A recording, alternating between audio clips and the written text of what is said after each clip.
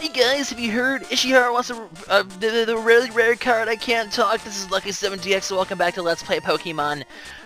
I was gonna say Pokemon Pinball. Welcome back to Let's Play Pokemon Trading Card Game. Also, this guy's like, he wants to trade, and you know what? We're gonna go trade with him. We traded him for Serving Pikachu last episode after we took down the Science Club. In this episode, we're gonna keep trading with him because we reset the game, and he gets a new. You can do up to two trades before beating the game. There's a third afterwards. The one afterwards is only a Surfing Pikachu. Plus, I don't have that card. But I think last episode, I actually picked up the card that I need to trade with him. So check this out. He's looking for a Ditto. I think it's the Ditto that I have. I'm not sure if the other Dittos in this game. I know there's two kinds of Dittos, but I forget if the other Dittos in this game. We haven't seen it yet. But we are going to trade cards.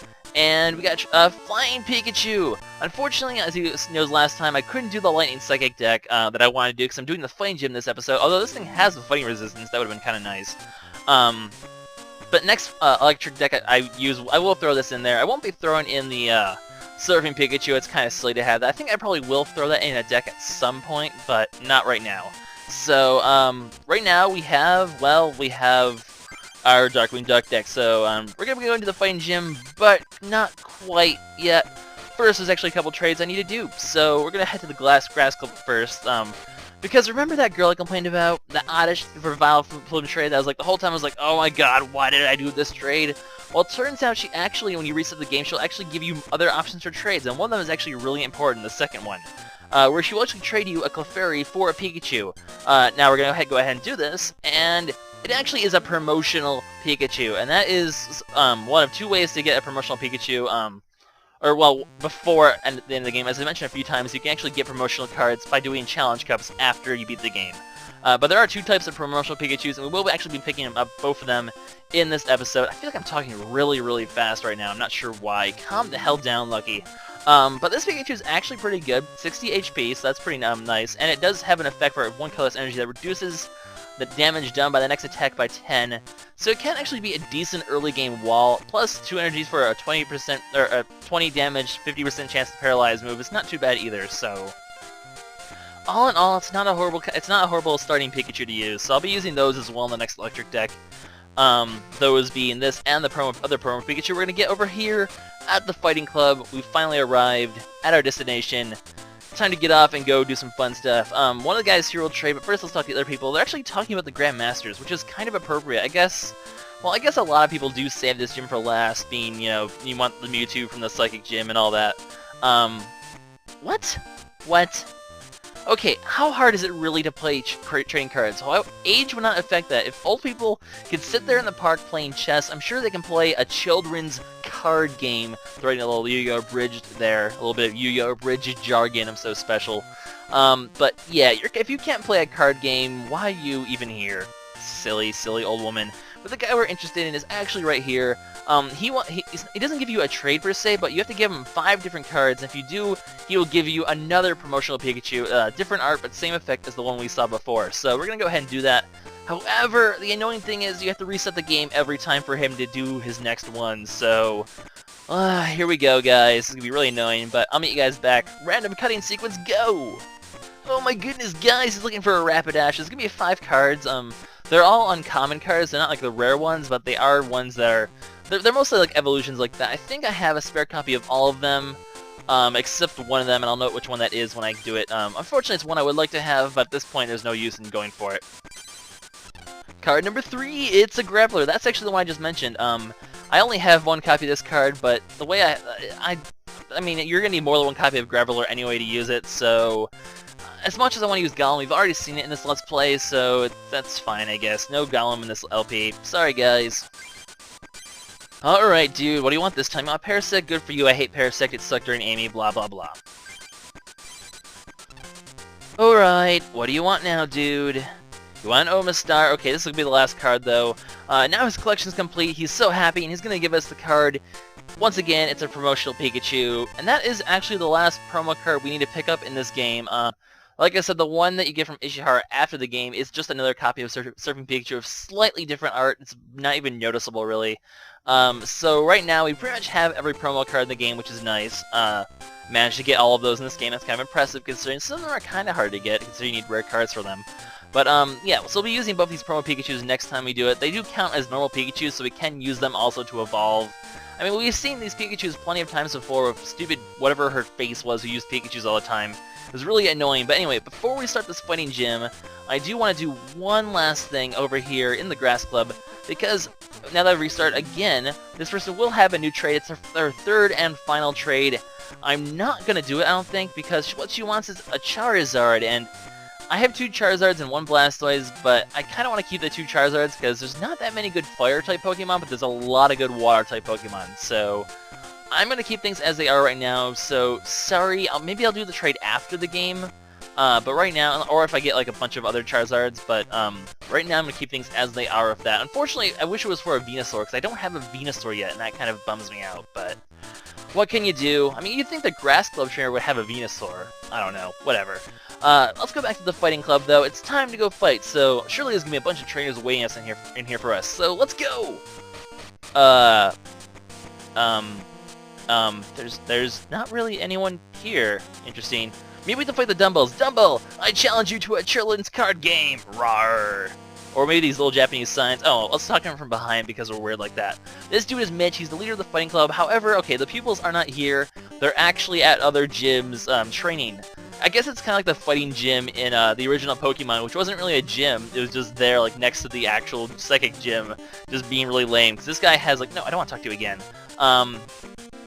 Just kind of, I guess, lame because it didn't really, it's not really a real, I mean, look how small it is compared to the other ones. It's usually, like, multiple screens. This one's just, like, 1 screen width only, which is just kind of lame. But don't underestimate the fighting gym. As I said before, they are very, very tough people. So basically, 3 clubs will have the trainers we need to fight. There's 1 in the Grass Club, 1 in the Fire Club, and 1 in the Rock Club. So we're going to go with the Grass one first. And he is actually right here. You can usually tell because they have, like, these little white outfits and kind of weird hair like that. It's like square hair. Kind of odd, but this dude actually has like the little what's the name of that haircut? Is the one that's like going over the head like that? So weird. This dude's Michael though. He's basically sitting here perving on all the girls in the Grass Club, like, ooh, it's girls and I'm so happy, blah blah blah blah blah. Well, let's go ahead and beat him up. It's a shame we can't pick our gender because maybe we could actually beat him with a girl, but I'm a guy anyway, so why would I pick the girl character? I don't know. Well, there is no girl character in this game. That was before those days of Gold. That was Gold. Crystal was the first girl one, right? I'm wasting time. Let's get going with this. And wait, that dude looks like Brock. He has like it's young. He's sitting there perving on girls. He has the closed eyes. This is a young Brock. We're gonna fight young Brock, and he has a fighting type which is close to Rock anyway. So we're fighting young Brock. This is awesome. Let's go ahead and get started here. So we have our Sparrow, we have our Psyduck, we have our Ghastly. It's a good start. We have a Magikarp too.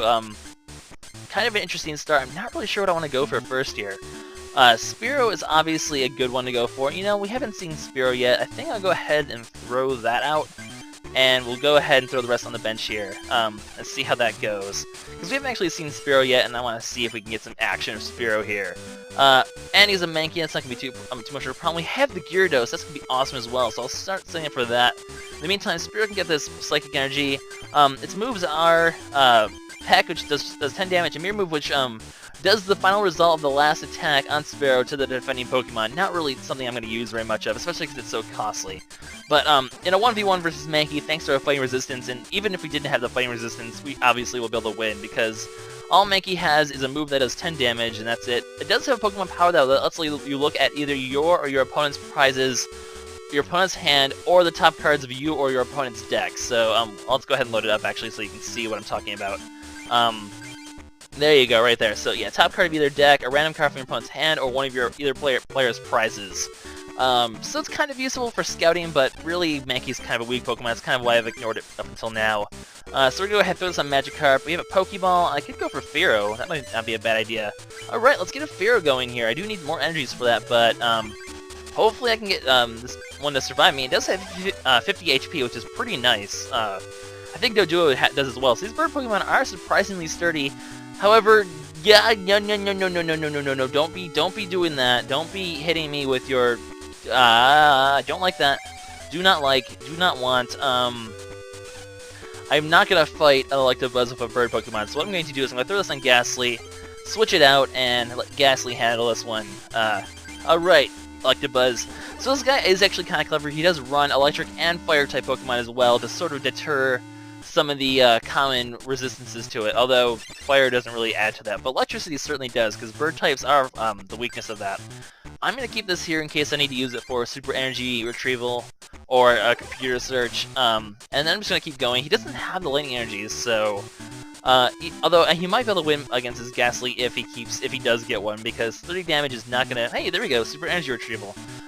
It's not gonna be that useful. So any psychic energies I get are gonna go into Spearow to try to get Fearow, and any water energies will go into Magikarp to try to get that as well. I actually should. Oh crap! I got the lightning energy. I actually should evolve Magikarp just to make sure it doesn't die to a gust of wind. Ow! That hurt. Well then, Ghastly's gonna die really quickly. I have a Mewtwo, so that's not too bad. I'll throw that on the bench. I'm gonna evolve you, Mr. Gyarados. And I'm really hoping I can get paralyzed here, and I do! Thank you very much, game. I do appreciate that. So hopefully I can stall this enough where I can actually get a kill with Spearow or something else that comes in, because right now I'm kind of... like, options not very high at the moment. I kind of need some more options. So right now I'm going to just hope for a heads, and I don't get one, unfortunately. Well, that's going to be really unfortunate. Unfortunately unfortunate. I guess what I can do right now is just go for the... No, I'm going to throw something in and just let it die. I'm not going to really let this thing... He smartly did not go for the Thunder Punch because he didn't want to hurt himself.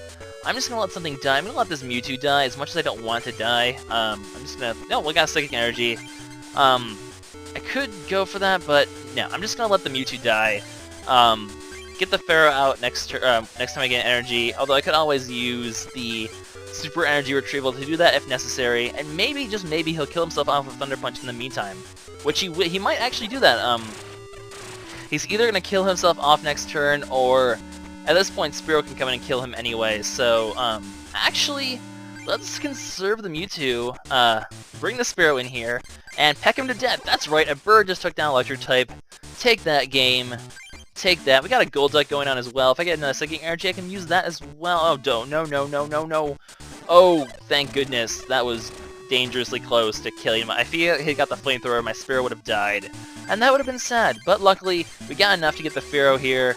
And now, you are going to suffer, sir. Agility is, as Agility was previously, Heads means I will be shielded from all damage right now, so that's good for me. And Drill Peck is just 40 damage. For 4 energies, that's kind of expensive, but it's not horrible either. I'm just going to go ahead and get this on here and just do that. So Drill Peck is going to kill off his Magmar. And now I'm finding myself in pretty good shape here. I have a Gyarados almost full. Now it is ready. And I have a Fearow, which this thing is going to have a hard time killing. He will be able to kill it. No, he's just going to go for the Stretch Kick, I guess. Not necessarily the best idea, but whatever floats your boat, I guess, buddy. And then I also can get the Golduck once my Fearow falls. I'm just going to go for the Agility, because I don't want it to try to hurt me. It won't make a difference, really. Unless he goes for a Defender, then that's going to be rather unfortunate. But it looks at this point like I do... Whoa. Okay, he's going to go for the Magmar now, but that's not going to be a problem. I'm getting plenty of energies at this point. I'm going to start going for Golduck, actually. I see no reason not to do that.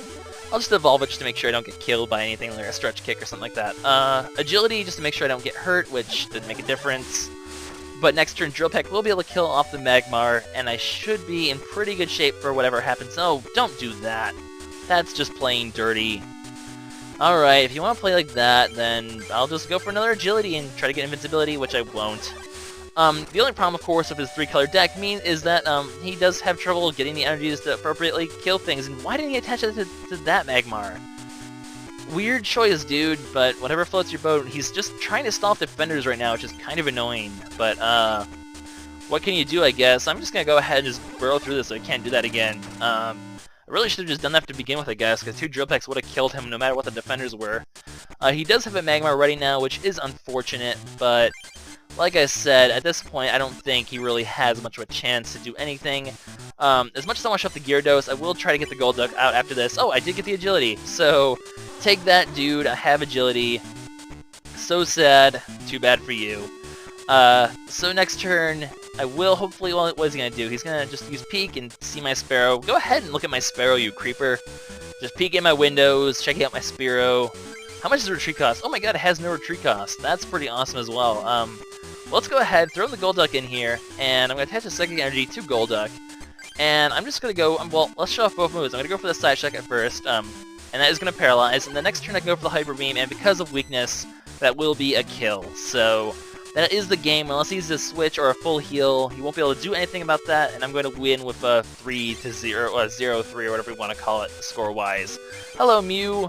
Nice to see you, but we don't really need you. I don't know why I didn't really throw other things on the bench here. There was really no reason for that. But Hyper Beam is Hyper Beam. We've seen that before. It'll remove an energy. Kind of useful, but for some reason it just doesn't seem as useful on Golduck. Because it, unlike Dragonair, Golduck does not have that slam move to do damage as well. So 20 damage a pop is kind of weak if you're falling behind. Sometimes you might need the extra damage of slam like Dragonair has, or the fact that Dragonair can just evolve to begin with into something better. So we have a Dugtrio. Really, at this point, we've gotten so many Coliseum packs, I'm not expecting to get anything good out of these. Except we did! We got a Scoop Up. That's actually kind of interesting if you're using, a lot of bulky Pokemon like Kangaskhan and Chansey. We've seen that when we fought Murray back in the Psychic Club. So those are going to be that might be useful, but I don't really anticipate using a deck where I want to use that. Except for one scenario, there is one kind of deck that Scoop Ups are invaluable to use. However, that's kind of spoilers for the future, so I'm not going to get into that now. For now, though, I'm going to keep this deck as it is. I will change it up after the next match, but because of all the trading stuff, I kind of noticed that we're running pretty high on time at the moment, so I'm going to end the episode here. And next episode, we're going to take down the remaining 2 fighting trainers, and then hopefully we'll be able to wrap up the Fighting Club. So this is Lucky7DX, score, Darkwing Dung 1, Fighting Club 0. I'll see you guys next time, bye-bye.